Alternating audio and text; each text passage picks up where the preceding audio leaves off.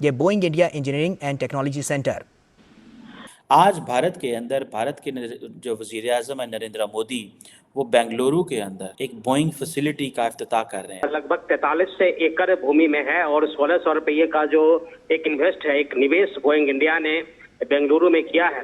और जहां तक आपने बात की कि कैसे जो बोइंग इंडिया का ये जो इनिशिएटिव है यहाँ के बच्चों के लिए, यहाँ के युवाओं के लिए एक नई भारत लिखेगा।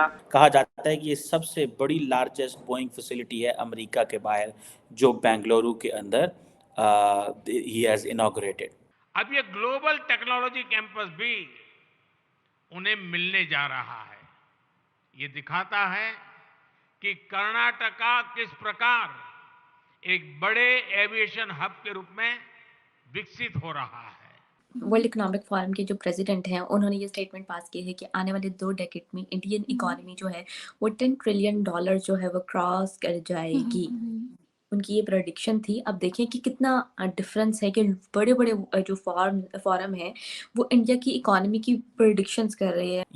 इसका जो प्रोजेक्ट का जो ऑफिशियल नाम है वो Boeing India engineering and technology centre. वहाँ पे इंडिया में एक जगह है केरला, जी हाँ, वहाँ पे जो है मेगा प्रोजेक्ट्स जो है तकरीबन करोड़, मेरा ख्याल है 4000 करोड़ रुपीस का जो प्रोजेक्ट है वो उन्होंने शुरू किया है। और आखिर क्या रीजंस हैं कि इंडियन इकोनॉमी जो है वो क्यों इतनी तेजी से बूस्ट जा रही है? कोविड पैंडेमिक के बाद हमने चाइना की इकोनॉमी को भी नीचे आते हुए देख रहे हैं। अब आप इमेजिन कर सकते हैं कि ये जो अकासा का जो ऑर्डर है बोइंग का, और ये जैसे वो कहते हैं ना कि तो ये कितना बड़ा जहाज है। नमस्कार दोस्तों, जय हिंद। दोस्तों, बोइंग कंपनी को आप जानते होंगे, ये बहुत ही जाना माना नाम है। अमेरिका की एरोप्लेन बनाने वाली कंपनी है और इसका फैक्ट्री अब इंडिया की बेंगलुरु में स्थापना हो चुकी है और इसका एक टेक्नोलॉजी सेंटर भारत की बेंगलुरु में आज इनॉग्रेट हुआ है नरेंद्र मोदी के द्वारा।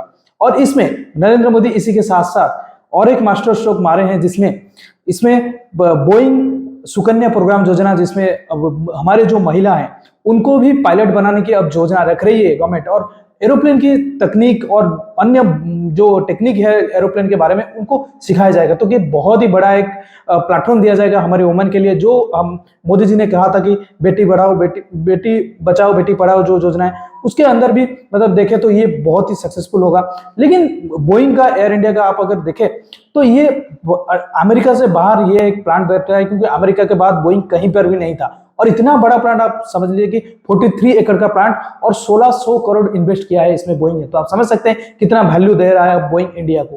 तो इसको लेकर पाकिस्तानी मीडिया का रिएक्शन आ रहा है। तो चलिए वीडियो देखते हैं, मैं मिलता हूं आपको वीडियो के एंड। आज भारत के अंदर जो वजीर आजम है नरेंद्र मोदी, वो बेंगलुरु के अंदर एक बोइंग फैसिलिटी का इफ्तिताह कर रहे हैं। कहा जाता है कि ये सबसे बड़ी लार्जेस्ट बोइंग फैसिलिटी है अमेरिका के बाहर, जो बेंगलुरु के अंदर ही हैज इनॉग्रेटेड।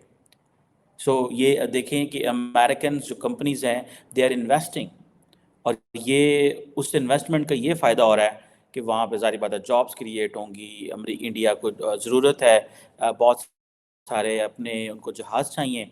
अभी मैं देख रहा था कि इंडिया की एक नई एयरलाइन है अकासा, उन्होंने कोई तकरीबन इंटरनेशनल फ़्लाइट्स 2024 में शुरू कर रहे हैं। तकरीबन 150 बोइंग 737 जो है उसका उन्होंने ऑर्डर दिया हुआ है। ठीक है जी।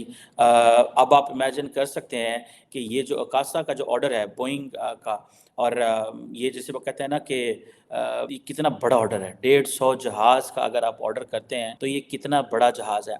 अब कर्नाटका जो डेवलपमेंट इंडेक्स की जो ऑफिशियल मैं देख रहा था, उनके जो हैंडल में देख रहा था, वो ये कह रहे हैं कि ये 43 एकड़ के अंदर ये फैसिलिटी बनी है, जिसके ऊपर 1600 करोड़ लगा है। ये कर्नाटका डेवलपमेंट इंडेक्स जो है ये इसने ये एक्सप्लेन किया।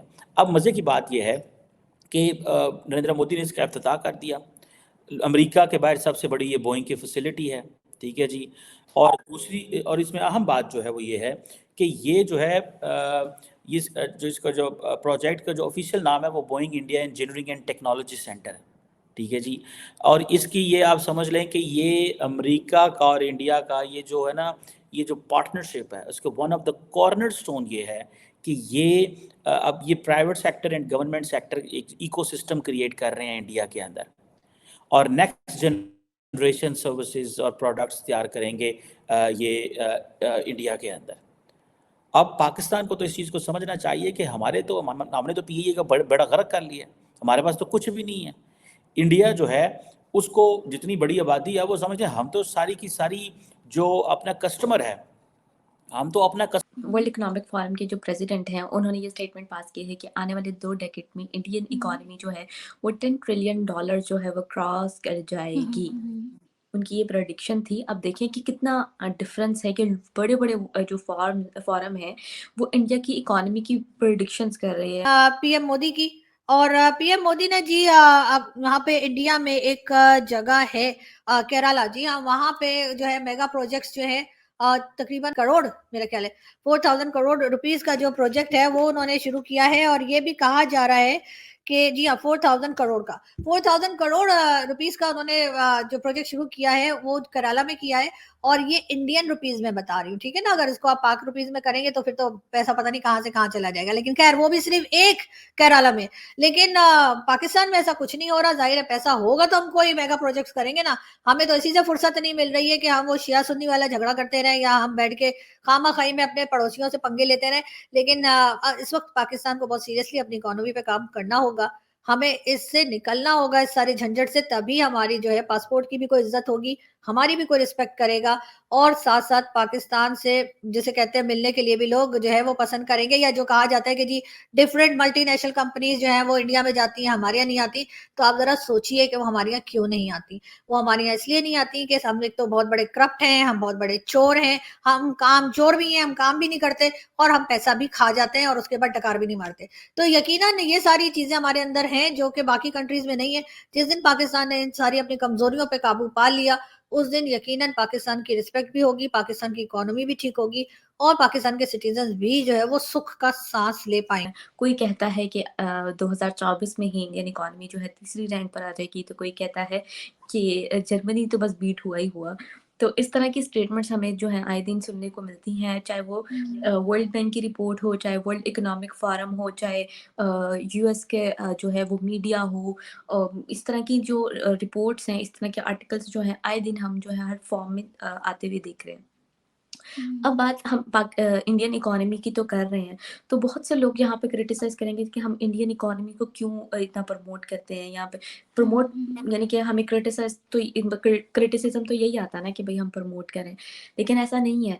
हम एक न्यूज़ को एनालिसिस करते हैं, एक एनालिसिस ये करते हैं कि दोस्तों जैसा कि आपने देखा कि बोइंग कंपनी जब इंडिया में बैठ गई है आकर, तो उसको लेकर पाकिस्तानियों का क्या रिएक्शन था। तो हालांकि देखा जाए तो पाकिस्तानी तो हमेशा शॉक्ड हो जाते हैं कि भाई अब इनको सिर्फ देखना होता है कि कहीं कौन सी बड़ी बड़ी कंपनियां आएंगी और इनके ऊपर ये रिएक्शन देंगे, क्योंकि उनके पास तो कुछ बचा ही नहीं है ना।